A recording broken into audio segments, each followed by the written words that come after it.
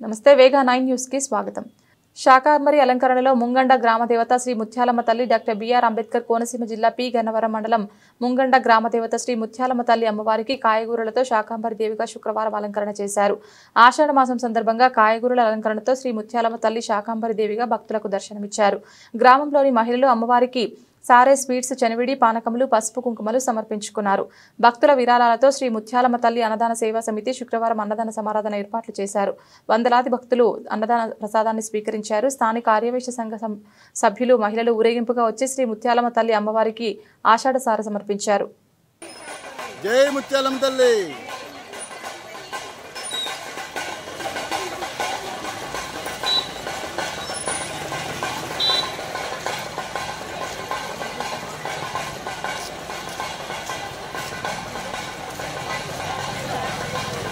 జై ముత్యాలమ్మ తల్లి.